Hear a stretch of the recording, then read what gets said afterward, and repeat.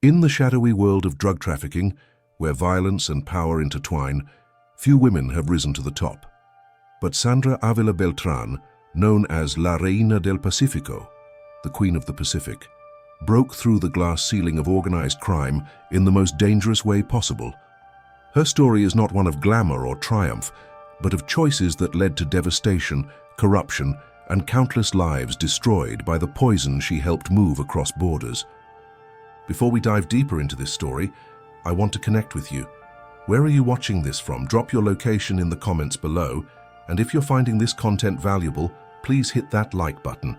It really helps us bring more stories like this to light. Now let's continue. Born on October 16, 1960 in Baja California, Mexico, Sandra Ávila Beltrán didn't stumble into the drug trade by accident. She was born into it. Her family tree reads like a who's who of Mexican organized crime. Her uncle was none other than Miguel Ángel Félix Gallardo, the founder of the Guadalajara cartel, one of the most powerful criminal organizations in Mexican history.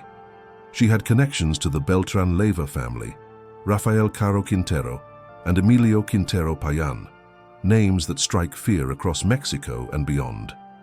This wasn't a woman who made a wrong turn in life. This was someone who grew up surrounded by criminality, where drug trafficking was the family business, and where violence was an accepted tool of the trade. The environment that shaped her was one of corruption, bloodshed, and the pursuit of wealth at any cost, and she embraced it fully.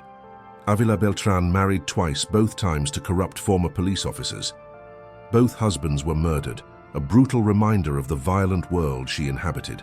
Rather than take these deaths as a warning to change course, she plunged deeper into the drug underworld. These weren't tragic circumstances that happened to her. They were consequences of the life she actively chose, a life that would bring misery to countless families whose loved ones fell victim to drug addiction. Her rise in the narcotics trade began in the late 1970s and 1980s. This was a pivotal time in the drug war, when Mexican cartels were establishing themselves as the primary pipeline for cocaine entering the United States. Avila Beltrán positioned herself as a key connector between the Sinaloa cartel and Colombian cocaine suppliers, particularly the Norte del Valle cartel. She wasn't just a minor player. She was an intermediary in multi-million-dollar negotiations, facilitating the transport of massive quantities of cocaine from the Mexican Pacific coast into American communities. Think about what that means. Every kilogram of cocaine she helped move represented destroyed families, addicted individuals, children growing up without parents, communities torn apart by violence and addiction. The drugs she trafficked didn't just disappear into thin air. They ended up on streets, in schools, in homes. They fueled gang violence, funded more criminal enterprises, and created cycles of poverty and destruction that continue to this day. But while communities suffered, Avila Beltrán lived lavishly. She was known for her extravagant lifestyle, multiple plastic surgeries to maintain her appearance, expensive jewelry that flaunted her illegal wealth, a collection of sports cars, and numerous properties. She presented herself as sophisticated and glamorous, but underneath the designer clothes and expensive accessories was someone profiting from human suffering. Her luxury was built on a foundation of addiction, violence, and death. Her notoriety grew significantly after 2001, when authorities seized 9 tons of cocaine linked to her operations. 9 tons. To put that in perspective, that's enough cocaine to supply hundreds of thousands of addicts, to destroy countless lives, to fuel years of criminal activity. Yet initially, charges didn't stick due to lack of evidence, a testament to how sophisticated and careful these criminal operations can be, and perhaps to the corruption that often protects high-level traffickers. For years, she operated with seeming impunity, growing wealthier and more connected, while the bodies piled up and families mourned. The drug trade she was part of didn't just involve moving product. It involved intimidation, murder, corruption of officials, and the destabilization of entire regions. The Sinaloa cartel and its Colombian partners were responsible for thousands of deaths, for turning parts of Mexico into war zones, for corrupting police forces and government officials. Avila Beltrán's gender made her unique in this world, but it didn't make her less culpable. Some have tried to paint her as a woman trapped by circumstances, a victim of a male-dominated criminal world. That narrative is false and dangerous. She wasn't forced into this life, she pursued it. She wasn't a victim, she was a perpetrator. She made conscious decisions day after day, year after year, to participate in an industry that destroys lives. Her arrest finally came on September 28, 2007. Mexican authorities apprehended her in Mexico City as she left a restaurant with her Colombian boyfriend, Juan Diego Espinosa Ramirez, known as El Tigre, the Tiger. The charges were serious: money laundering, illegal possession of firearms, and connections to drug trafficking. These weren't minor infractions. They were federal crimes tied to a massive criminal enterprise. She spent years in pretrial detention in Mexico, including periods in isolation. This wasn't persecution. This was justice slowly grinding forward in a system often hampered by corruption and the immense power of cartels. In 2012, she was extradited to the United States, where she faced charges in a Florida court for conspiracy to distribute cocaine.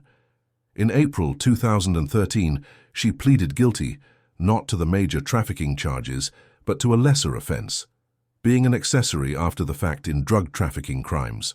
Specifically, she admitted to helping Espinosa evade justice. Even this reduced charge carried a sentence of 70 months in prison. However, considering time already served, she was released and deported back to Mexico in August 2013.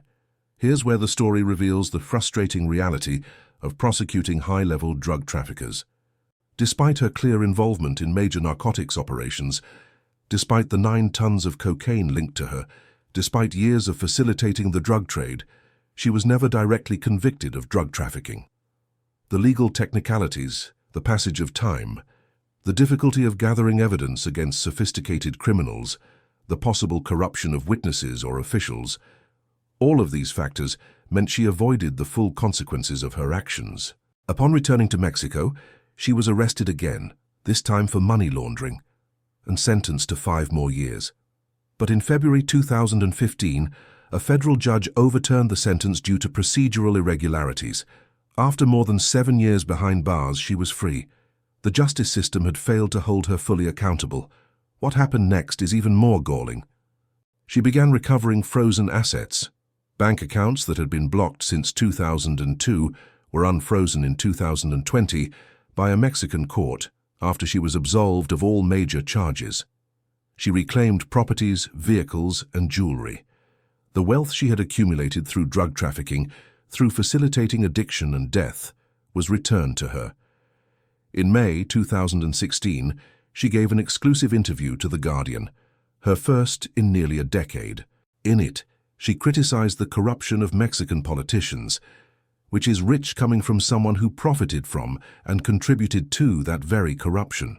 She ridiculed drug prohibition as futile and even celebrated the escape of Joaquin El Chapo Guzman, one of the most wanted drug lords in the world. There was no remorse, no acknowledgement of the harm caused, no acceptance of responsibility. She lived quietly in Guadalajara, fighting legal battles to recover her assets.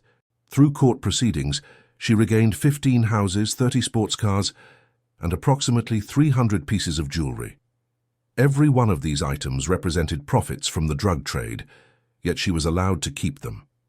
The message this sends is devastating. Commit crimes on a massive scale, be sophisticated enough to avoid direct conviction, and you can keep your ill-gotten gains. In 2022, Avila Beltrán entered the modern age by becoming a TikTok influencer. She used the platform to defend her innocence, refute fake accounts, and share reflections on her life. Again, there was no genuine acknowledgement of harm, no real accountability. Instead, she positioned herself as someone wronged by the system, someone whose story had been misunderstood. In October 2022, she sued Netflix and Telemundo, demanding royalties from the series La Reina del Sur, the Queen of the South. She claimed unauthorized use of her image and life story, requesting 40% of the profits. She argued that images from her 2007 arrest and 2012 extradition were improperly used in promotion. Her lawyer emphasized that she was never convicted of leading a cartel. This lawsuit is remarkable in its audacity.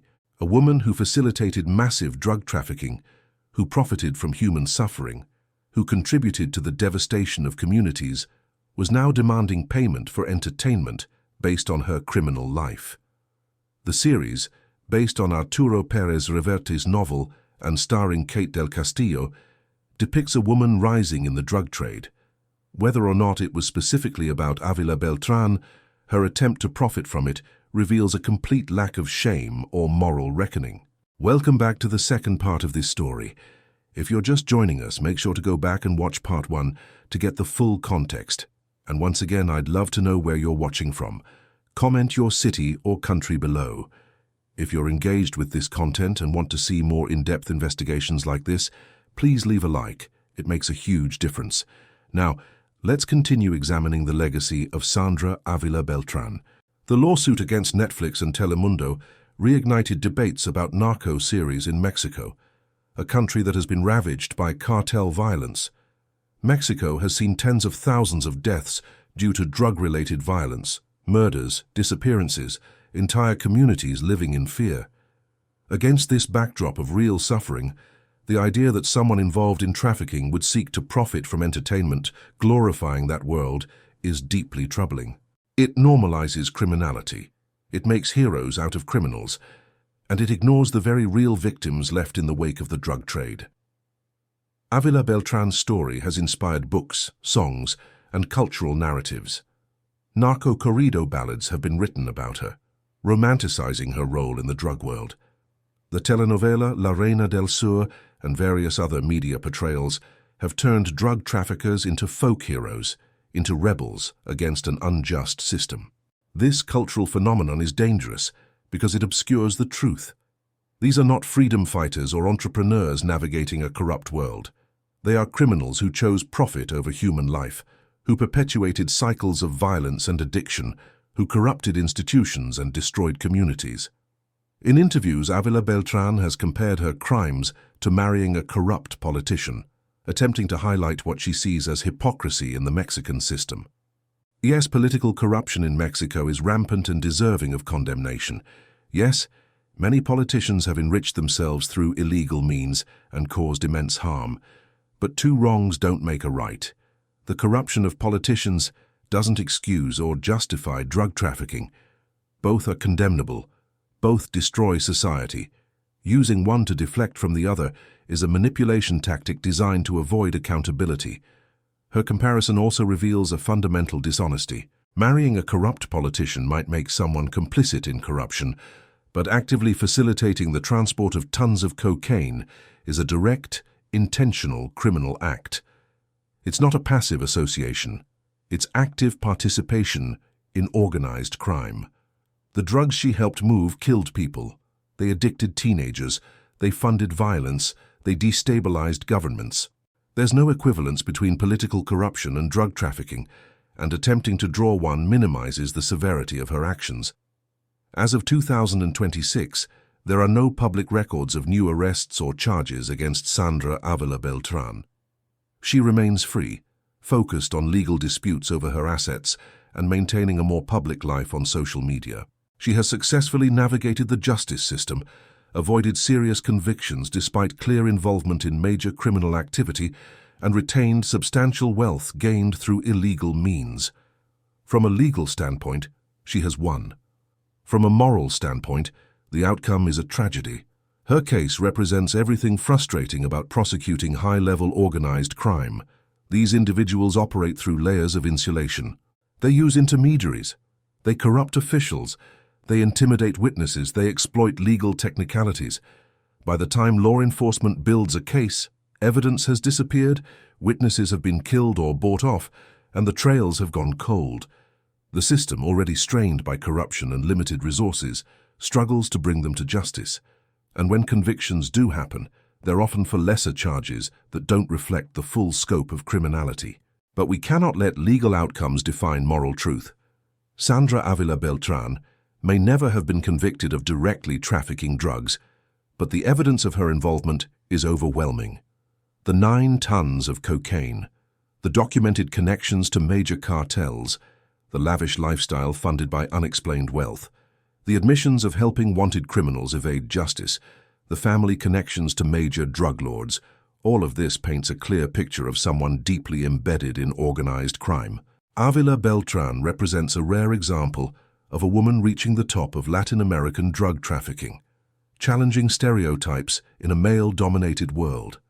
Some have framed this as a kind of perverse achievement, a breaking of gender barriers.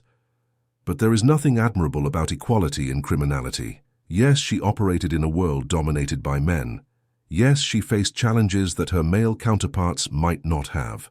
But she chose to overcome those challenges by facilitating drug trafficking, not by pursuing legitimate business or social advancement. Her success was built on the same foundation of violence, corruption, and human suffering that characterizes the entire drug trade, regardless of the gender of those involved. The romanticization of female drug traffickers is particularly insidious because it plays into narratives of empowerment while ignoring the reality of harm. Avila Beltran is sometimes portrayed as a strong, independent woman who navigated a difficult world and came out on top. But strength used for evil purposes is not admirable.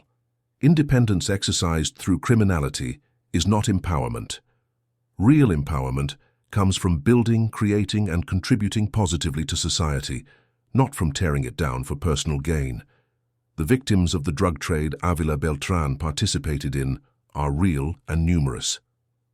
Consider the American communities flooded with cocaine in the 1980s, 1990s, and 2000s.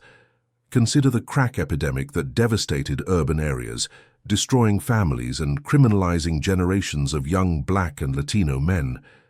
Consider the Mexican communities caught in cartel crossfire, where children grow up hearing gunshots and seeing bodies in the streets. Consider the Colombian farmers forced to grow coca under threat of violence. Consider the addicts whose lives spiral out of control, who lose jobs, families, and ultimately their lives to drugs. Every kilogram of cocaine that moved through Avila Beltran's network contributed to this suffering. Every dollar she made was stained with blood. Every luxury item she purchased represented someone else's destroyed life. This isn't hyperbole or exaggeration. It's the direct consequence of drug trafficking. The connection between the product and the harm isn't abstract. It's concrete and measurable in overdose deaths, in murder rates, in incarceration numbers, in broken families. Some might argue that if Avila Beltran hadn't facilitated these drug shipments, someone else would have. This argument absolves individual responsibility by appealing to systemic inevitability.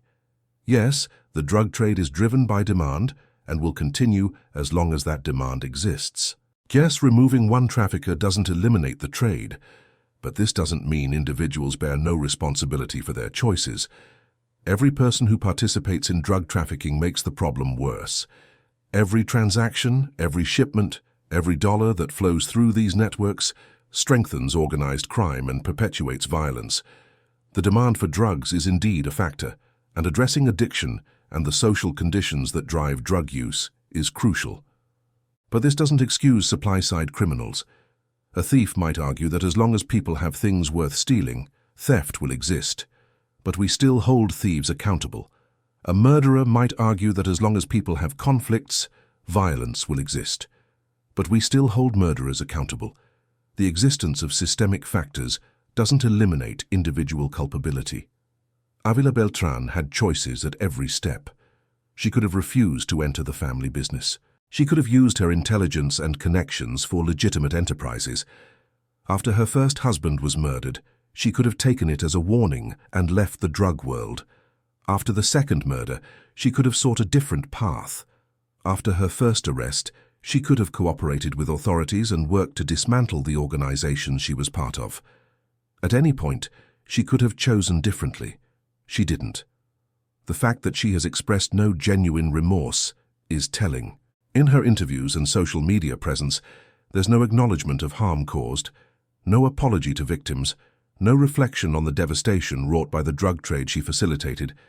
Instead, there's deflection, there's victimhood, there's criticism of others' corruption without recognition of her own criminality. This isn't someone who made mistakes and learned from them. This is someone who committed crimes deliberately, and even after facing consequences, shows no sign of moral growth or accountability. Her current freedom and relative comfort send a troubling message. They suggest that if you're sophisticated enough, connected enough, and lucky enough, you can participate in major organized crime and ultimately face minimal consequences. This undermines the rule of law. It discourages cooperation with authorities, and it emboldens other would-be criminals who see that the potential rewards far outweigh the risks. The Mexican and American justice systems both failed in this case. Failed to gather sufficient evidence, failed to secure witnesses, failed to navigate the corruption that protects high-level traffickers, failed to ensure that convictions matched the severity of crimes committed. These failures are systemic and need to be addressed through better resources for law enforcement, stronger protections for witnesses, reforms to reduce corruption, and international cooperation in prosecuting transnational crime. But while we acknowledge systemic failures, we must also maintain focus on individual responsibility. Sandra Ávila Beltrán is responsible for her choices. She is responsible for the drugs she helped move, for the violence her networks perpetrated, for the corruption she participated in, for the lives destroyed by the product she trafficked. No amount of systemic explanation changes that fundamental moral reality.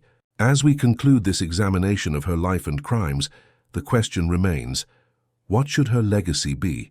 Should she be remembered as La Reina del Pacifico, a title that sounds almost noble? Should her story be romanticized in songs and television shows? Should she be given a platform on social media to rehabilitate her image? Or should she be remembered accurately as a drug trafficker who facilitated the movement of tons of cocaine, who profited from human suffering, who escaped full justice through a combination of sophistication and systemic failure, and who showed no genuine remorse for the harm caused? The answer should be clear. Her legacy should be one of caution, a reminder of how organized crime corrupts everything it touches, how individuals who choose criminality cause ripples of harm far beyond what they might imagine, and how justice systems must be strengthened to ensure accountability for those who commit crimes at this scale. For those watching, the lesson is equally clear. There is no glamour in drug trafficking. There is no honor in organized crime. There are only victims, the addicts, the families torn apart, the communities destroyed, the officials corrupted, the social fabric shredded. Whatever wealth or power criminals like Ávila Beltrán accumulate comes at an enormous cost to society, and that cost is paid by innocent people who never chose to be part of that world. Sandra Ávila Beltrán's story is not one of triumph or empowerment. It's a story of choices that led to harm, of a justice system that struggled to hold a sophisticated criminal accountable, and of a society that sometimes romanticizes what should be condemned. Her freedom today doesn't erase her past, and her lack of conviction on major charges doesn't equal innocence. The truth of her involvement in drug trafficking remains, documented in seized shipments, in testimony, in her own admissions, and in the connections that are impossible to deny. As of today, she lives her life, posts on social media, and enjoys assets gained through illegal means. Meanwhile, the victims of the drug trade she participated in remain victims, some dead, some struggling with addiction, some living with the trauma of violence, some still fighting to put their lives back together. This disparity is the final bitter truth of her story. The criminal lives comfortably, while the victims continue to suffer the consequences of crimes she helped commit, but was never fully punished for. Thank you for watching this deep dive into the story of Sandra Ávila Beltrán. If you found this informative, please leave a like and share your thoughts in the comments. Where are you watching from, and what are your thoughts on how society should handle cases like this? Your engagement helps us continue producing content that examines difficult truths. Until next time, stay informed and stay critical.